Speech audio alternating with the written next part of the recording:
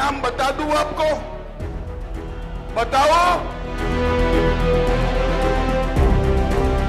14 का रिकॉर्ड टूटेगा, 19 का रिकॉर्ड टूटेगा।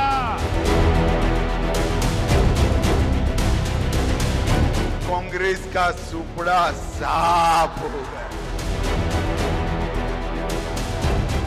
ये ऐतिहासिक वोटों से दानिश अली जीत करके जा रहे हैं। चुनाव के बाद बन रही है, मान के चलिए, कांग्रेस की सरकार। नमस्कार, बहुत स्वागत है आपका। विस्तार न्यूज देख रहे हैं आप और मैं हूं आपके साथ सुमित शर्मा। तो लोकसभा चुनाव के पहले फेज की वोटिंग खत्म हो चुकी है। मतदान फीसदी गिर गया है और गुमटियों पे, चाय के ठेलों पे चर्चा हो रही है कि भाई साहब अब आखिर होगा क्या।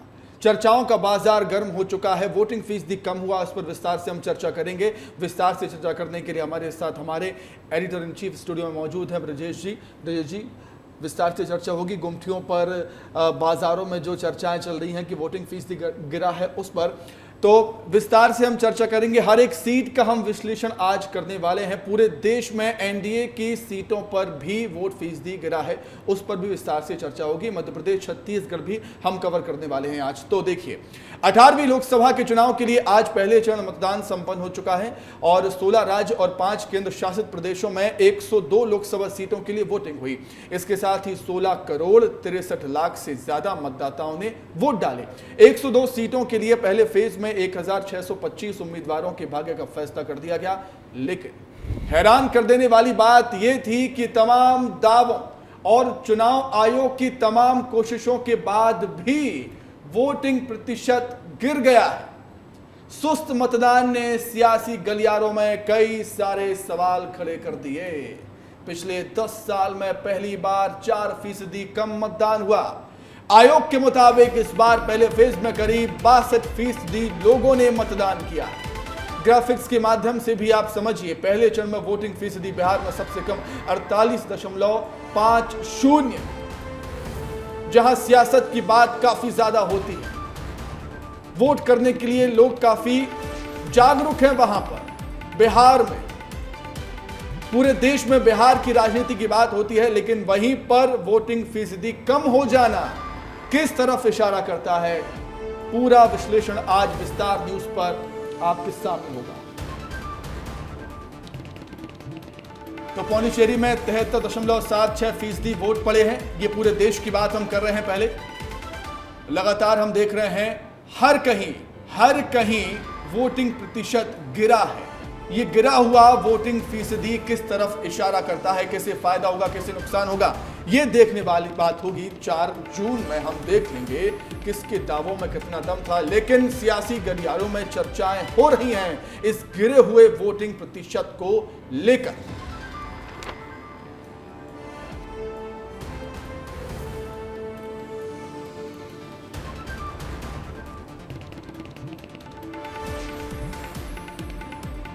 चौदह का रिकॉर्ड टूटेगा, 19 का रिकॉर्ड टूटेगा और 14 और 19 दोनों रिकॉर्ड तोड़ करके इस बार उत्तर प्रदेश नया इतिहास बनाने वाला है। 14 का रिकॉर्ड टूटेगा, 19 का रिकॉर्ड टूटेगा और 14 और 19 दोनों रिकॉर्ड तोड़ करके इस बार उत्तर प्रदेश नया इतिहास बनाने वाला है। तो पीएम मोदी को आपने सुना किस तरीके से रिकॉर्ड तोड़ने की बातें वो कह रहे थे। 14 का, 19 का और इस बार भी रिकॉर्ड तोड़िए, ये बात कही जा रही थी पीएम मोदी की तरफ से। गृह मंत्री अमित शाह ने पहले फेज के बाद रिजल्ट भी जनता को बता दिए। जी हाँ, रिजल्ट ही बता दिए उन्होंने रिजल्ट बताते हुए कहा कि इस बार कांग्रेस का राजस्थान से सफाया होने जा रहा है, पूरे देश से ही होने जा रहा है। सुनिए। मैं पहले चरण का परिणाम बता दूं आपको? बताओ। किसी को बताना मत, मगर हां, एडवांस में बता देता हूं। बताओ। सभी सीटों पर कांग्रेस का सुपड़ा साफ हो गया। परंतु यहां से पूरा नहीं होता। 13 सीटें बची है, उसमें भी खाता न खुले 25 सीटों का हैट्रिक लगाने का काम मेरे कोटा बूंदी वालों को करना है कोटा।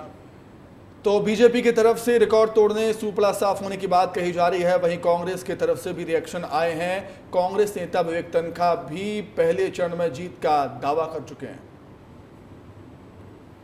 हम लोग को पूरी उम्मीद है वायनाड में क्या पूरे केरल में कांग्रेस बहुत अच्छा कर रही है, और इन फर्स्ट फेज ऑफ चुनाव में भी जो हमको जो एक्सेस और दूसरे पोल सोशल मीडिया में आ रहे हैं उसमें देख के समझ आ रहा है कि बीजेपी को मेजॉरिटी नहीं मिल रही है। ये तो आप ही लोग बोल रहे हो, मैं थोड़ी बोल रहा हूँ। हम तो आपके कहने से चल रहे हैं। कांग्रेस की सरकार और अलायंस की सरकार चुनाव के बाद बन रही है, मान के चलिए।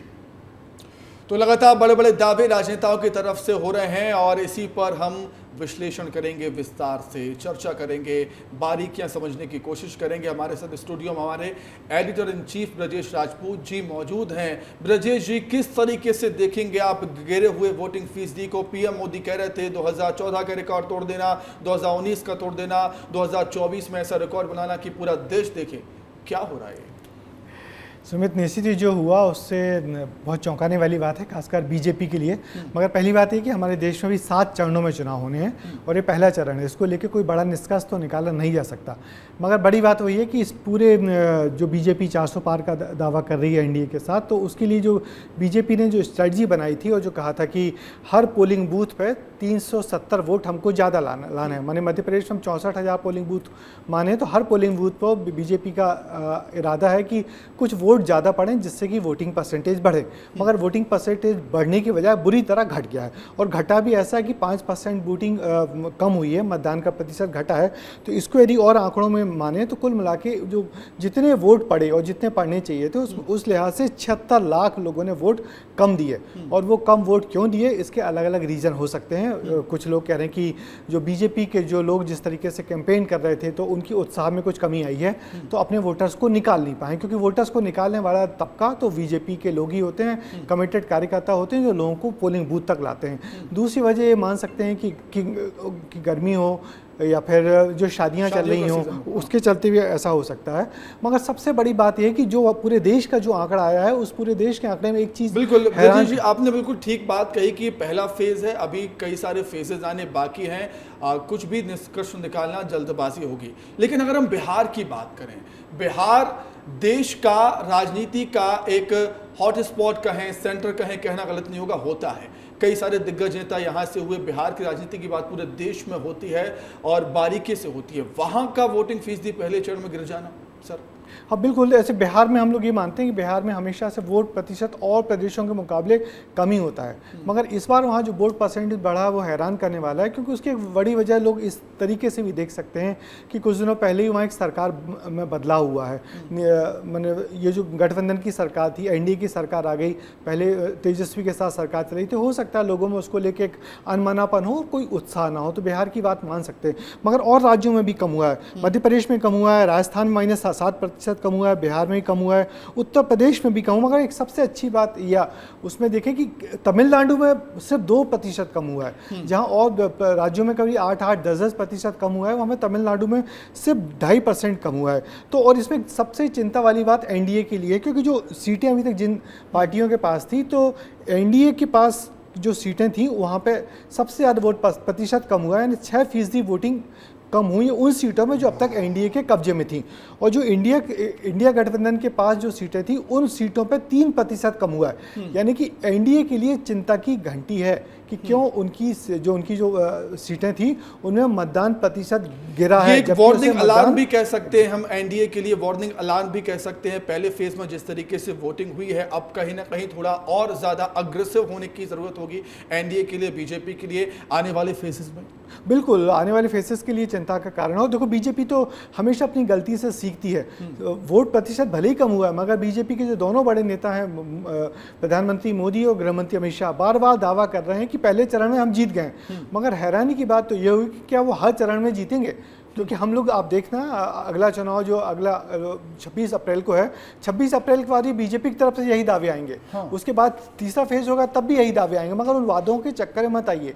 ये वादे सिर्फ एक मनोवैज्ञानिक बढ़त बनाने के तरीके हैं। मगर असली बात तो ये कि एनडीए की नींद उड़ी हुई है कि तमाम कोशिशों के बाद भी, कोशिश सरकार भी कर रही है, कोशिश पार्टी भी कर रही है कि वोट प्रतिशत बढ़ाने के लिए, मगर वोट प्रतिशत बढ़ने के बजाय घट रहा है। ब्रजेश जी, आप कह रहे हैं कि एनडीए की नींद उड़ी हुई है, बीजेपी को सोचने की जरूरत है। अब सवाल ये उठता है कि सत्ताधारी पार्टी के लिए वोटिंग फीसदी कम हो जाना क्यों चिंता का विषय बन जाता है, जरा समझाएं। एक तो ये बात मानना पड़ेगा हमको कि वोटिंग प्रतिशत बढ़ने या घटने को सरकार गिरने या सरकार हटने या सरकार नई सरकार बनने से बिल्कुल तोड़ना गलत है।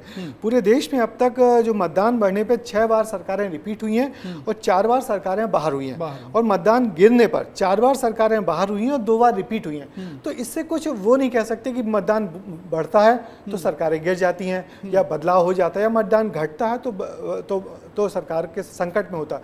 ये सब एक छोटा सा ट्रेंड है, मगर इसको हम पत्रकार इसी नज़र में देखते हैं, जो चुनाव को बहुत गहराई और बहुत दिलचस्प नज़रिए से देखने की कोशिश करते हैं कि वोटिंग कम होना, क्योंकि वोटिंग बढ़ाने की कोशिश कौन करता है? वोटिंग बढ़ाने की कोशिश हमेशा सत्ताधारी पार्टी करता है कि बढ़ चढ़ के लोग वोट करें और हमको मतलब ये कह सकते हैं हम कि वोटिंग फीसदी अच्छा होना एक अच्छे संकेत होते हैं सत्ताधारी पार्टी के लिए, और वोटिंग फीसदी कम होना थोड़े कम अच्छे संकेत हो सकते हैं, ऐसा हम कह सकते हैं। ठीक है सर, मैं दोबारा आपके पास लौटूंगा। ब्रजेश जी, आगे बढ़ेंगे हम। लोकसभा चुनाव 2024 के तहत दूसरे चरण की वोटिंग 26 अप्रैल को आयोजित की जाएगी। दूसरे चरण में देश भर के 13 राज्यों और केंद्र शासित प्रदेशों की कुल 89 सीटों पर मतदान होगा। आपको बता दें कि लोकसभा चुनाव 2024 का आयोजन कुल 7 चरणों में किया जा रहा है।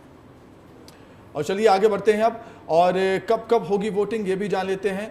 चुनाव को देखते हुए आप ग्राफिक्स के माध्यम से समझिएगा। पहले चरण का चुनाव 19 अप्रैल को हो चुका है, और आपको बता दें हैं कि कब कब होंगे चुनाव। दूसरे चरण का चुनाव होगा 26 अप्रैल को, तीसरा चरण होगा 7 मई को, चौथे चरण का चुनाव होगा 13 मई को, पांचवा चरण है 20 मई को, छठवां चरण है 25 मई, सातवां चरण है 1 जून को, और नतीजे आएंगे 4 जून को। तो सिलसिलेवार तरीके से हमने आपको ग्राफिक्स के माध्यम से भी समझाया कि कब कौन सा चरण यहाँ पर होना है।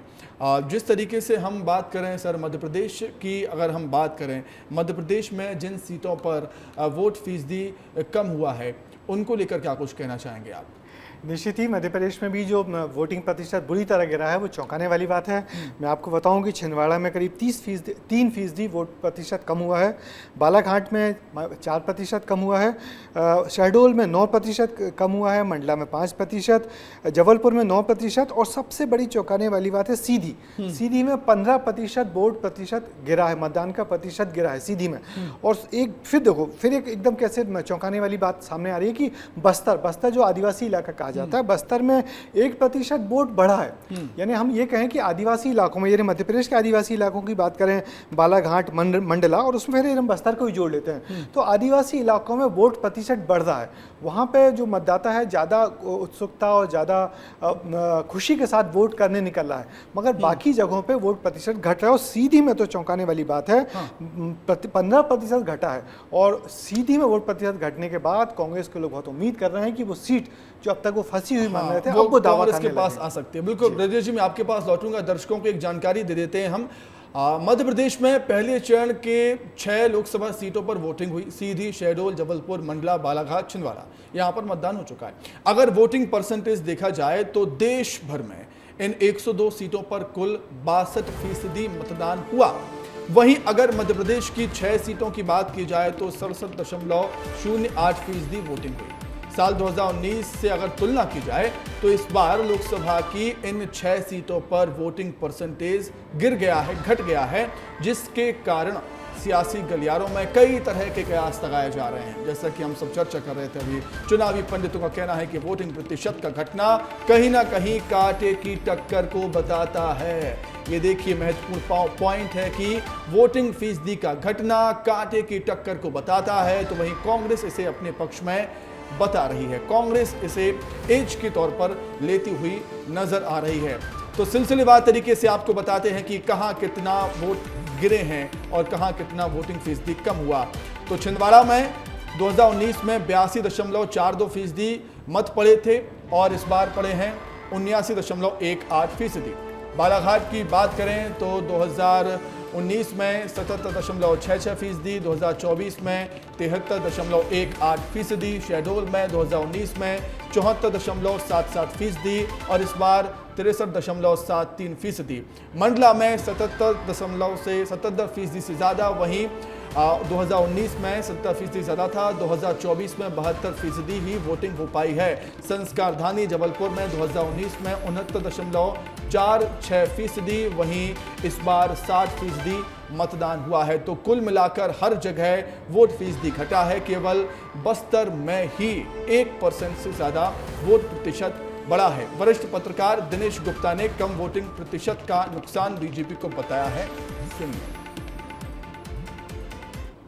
देखिए, इस बार जो भारतीय जनता पार्टी की स्ट्रेटजी के हिसाब से देखेंगे तो ये पोलिंग परसेंटेज उनके लिए बहुत जो है खुशी वाला नहीं है, क्योंकि वो तो हर पोलिंग स्टेशन पर 370 वोट बढ़ाने की बात कर रहे थे कि 370 वोट उनको बढ़ाना है।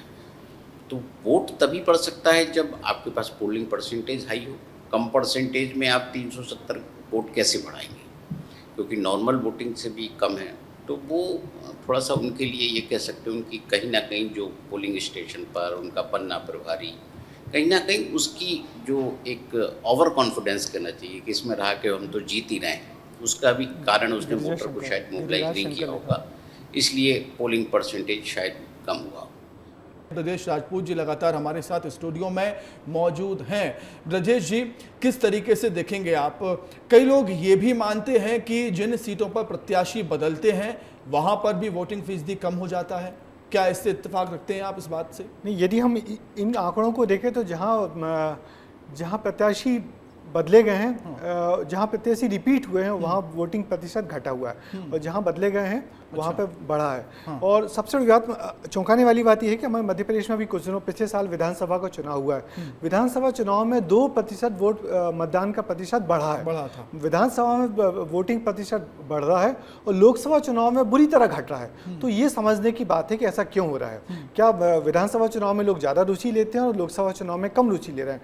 दरअसल हो यही गया है कि जो सरकार लंबे समय से चल रही है, यदि केंद्र सरकार की बात करें तो मोदी सरकार, और इस चुनाव में लोगों ने देखा कि कोई उत्साह नहीं है, कोई मुद्दा नहीं है, कोई सब रिपीटेशन जैसा, एक उत्साह की कमी तो है ही लोगों में, कुछ नयापन नहीं दिख रहा। फिर वही मोदी, फिर वही बीजेपी, फिर वही बड़े दावे, फिर जबकि ग्राउंड पे उतना कुछ हुआ नहीं है मगर वादे और दावे बड़े बड़े किए जा रहे हैं। तो और फिर वो बड़े बड़े पैमाने पे दल बदल, ये लगातार जो दल बदल हो रहा है, इसलिए जनता में अरुचि पैदा होती है राजनीति को लेकर। ब्रजेश जी, पिछले लोकसभा चुनाव में बीजेपी ने अपने मैनिफेस्टो में बहुत बड़े दावे कर दिए थे, बहुत बड़े वादे कर दिए थे। हो सकता है उन वादों से, उन दावों से प्रभावित होकर पिछली बार जनता ने ज्यादा वोट किए हों, और इस बार हालांकि बीजेपी के मैनिफेस्टो में कुछ खास नहीं था, कुछ अलग नहीं था, यह भी रीजन हो सकता है। निश्चित ही इस बार की जो मैनिफेस्टो में कुछ खास बात तो थी नहीं, बस ले दे के मोदी की गारंटी, और वो गारंटियां जो लंबे समय से इस घोषणा पत्र आने के पहले ही जनता सुन रही थी, जो बार बार मोदी कह रहे थे कि मोदी का नाम गारंटी है, मोदी की इतनी गारंटी है, तो कुछ नयापन जैसा नहीं था। तो एक अरुचि तो हो ही रही है लोगों को राजनीति। इस तरीके से हमने मध्य प्रदेश में देखा कि जिस तरीके से रोज़ वहाँ एक तो सत्ता परिवर्तन हो रहा है और फिर जो दल बदल हो रहा है, ये सारे रोज़ होने वाले दल बदल भी जनता के मन में राजनीति नेताओं के प्रति एक अरुचि पैदा करता है। तो वो भी इन चुनावों में एक फैक्टर है कि मतदान का प्रतिशत कम हो रहा है, लोग निकल नहीं रहे। अभी कुछ दिनों पहले एक खबर और आई थी कि जो वीकेंड्स पे जो पोलिंग होने वाले हैं उसके बजाय लोगों ने वीकेंड्स के अपने बुकिंग कर ली है कहीं बाहर जाने के होटल पे, और या जो नेशनल पार्क वगैरह में जाते हैं वहाँ बुकिंग उन दिनों बढ़ गई है जिन दिनों यहाँ पे वोटिंग है। तो जो मध्यम वर्गीय मतदाता है वो इन चीज़ों को ज़्यादा तरजीह फिर देने लगा है कि बजाय वोट डालने के कहीं घूमने फिरने चला जाए। तो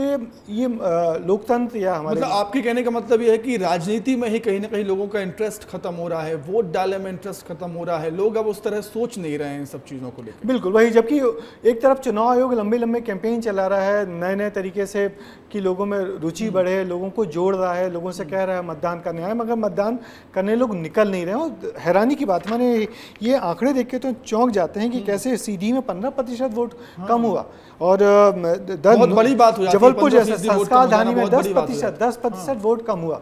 तो आखिर ये क्यों हो रहा है? उसकी बात वही है कि लोग इतना रिपीटेशन हो रहा, कोई नयापन नहीं दिख रहा राजनीति में, वही के वही प्रत्याशी। बीजेपी ने अधिकतर पुराने प्रत्याशियों को हुए रिपीट किया है, और यही एक अरुचि की वजह है। और दूसरी बात, बीजेपी का कार्यकर्ता यदि अति आत्मविश्वास में आ गया कि मोदी जी के नाम पे लोग अपने आप वोट डाले निकलेंगे, तो बीजेपी के लिए चिंता करने की चिंता का विषय और घातक भी हो सकता है। बिल्कुल लौटूंगा ब्रजेश जी मैं आपके पास दोबारा। गिरिराज शंकर जी भी कुछ कह रहे थे इस गिरे हुए वोटिंग फीसदी को लेकर, पहले वो सुन लेते हैं फिर डिस्कशन करेंगे।